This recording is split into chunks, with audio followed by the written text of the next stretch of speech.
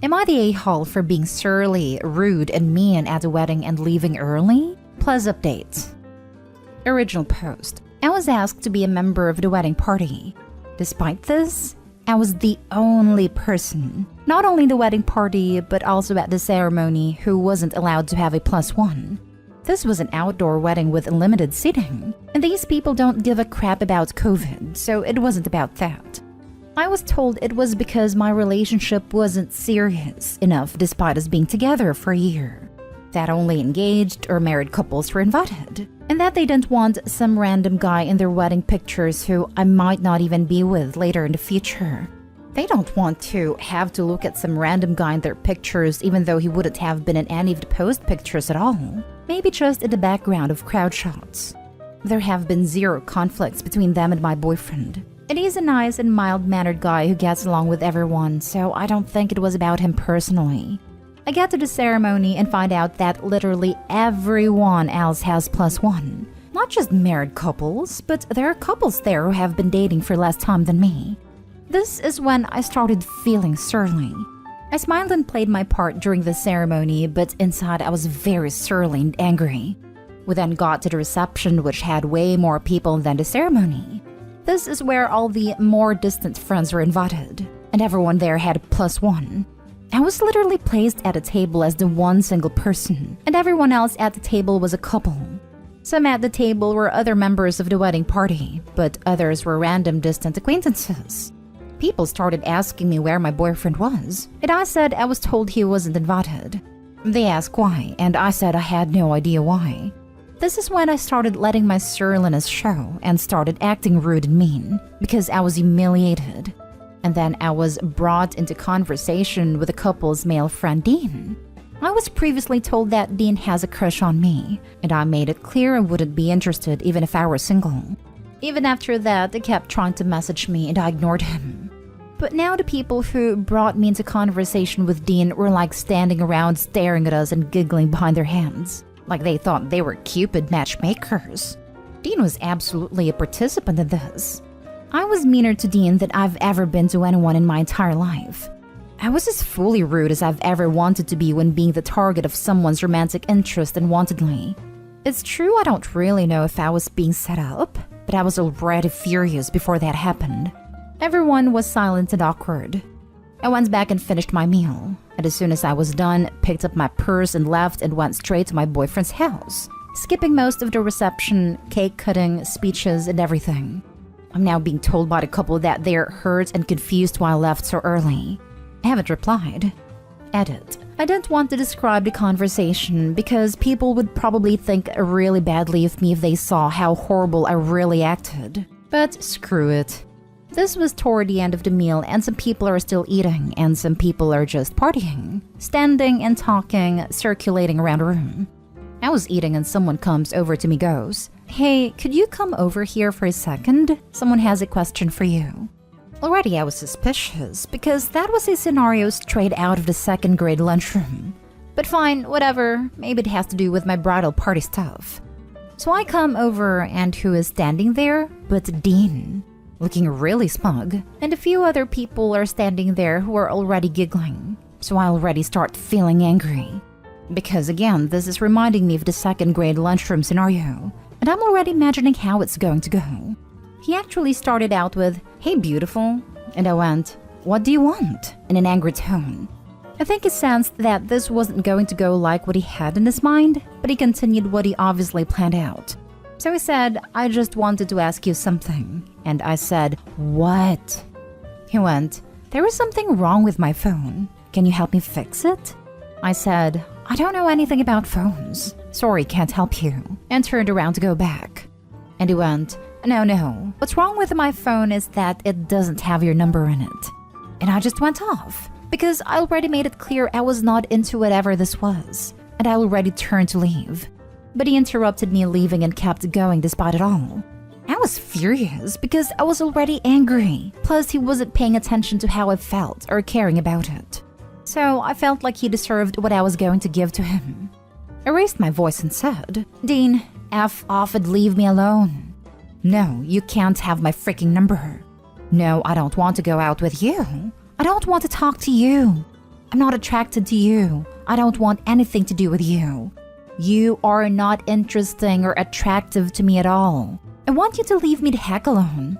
He was looking down during all of this and not at me. And I said, I want you to look at me and agree you're going to leave me alone from now on. Yes or no?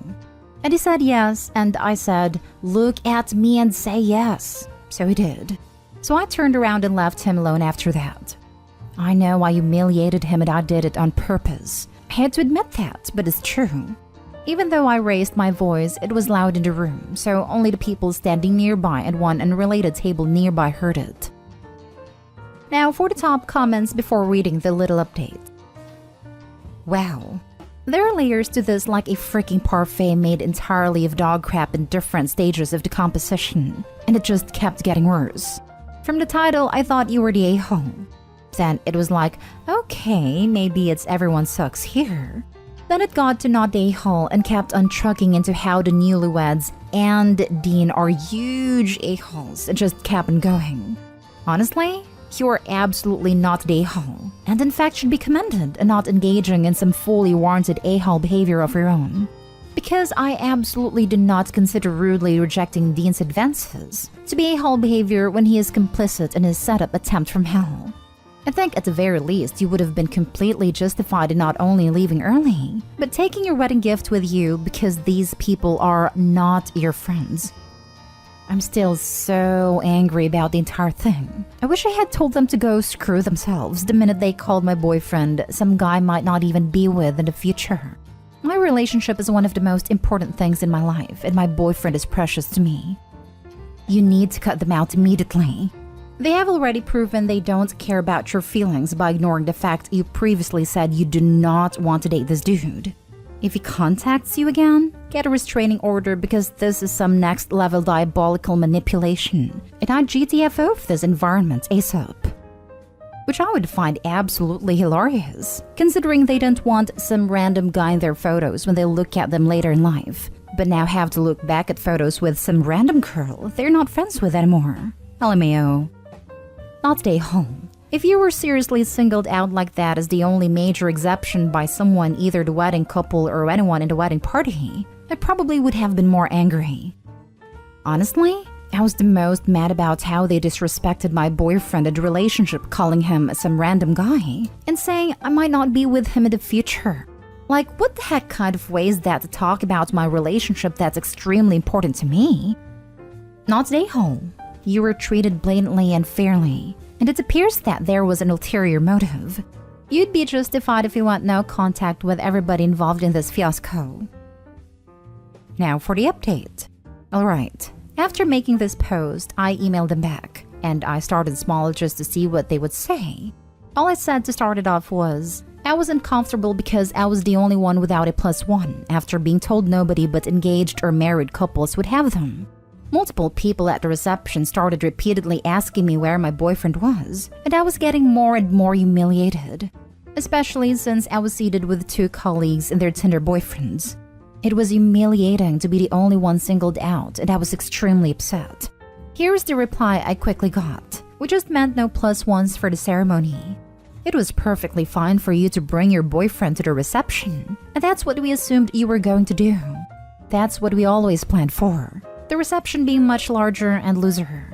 We never heard from you about bringing your boyfriend to the reception, so we didn't plan for it, but it always would have been fine. This reply is some BS. That was never, ever said to me at all or presented as an option. I would have actually been fine with that as a compromise. Yes, this is a toilet paper answer. She's just trying to cover her butt. Was there an empty seat next to you? Nope. What kind of wedding doesn't account for everyone at the ceremony and the reception? She's been caught out and is lying. It's the weirdest thing I've ever heard. You're right, it's BS. Call it out. If that is the case, why was this option not brought up when I asked in person why I could not bring boyfriend? If you expected him, why did you not inquire as to why he did not RSVP? Why didn't you ask me what his meal choice was? You know very well you went out of your way to make sure he did not attend a reception with me, and you scrambling to come up with excuses at this point is incredibly weak.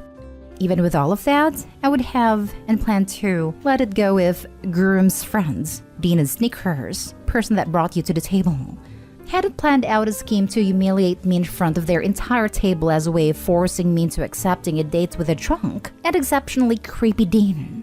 Even as I tried to politely walk away, he continued shouting pickup lines at me until I'd had enough. I don't know anyone else's names, but be sure to call them out specifically for their compliance. It is gaslighting, right? That is not the reply I expected, and it made me second-guess myself. Like, wait, did they say something about bringing him to the reception? But no, they didn't. If they were expecting you to bring him to the reception, there would have been a seat for him and presumably would have needed food preferences.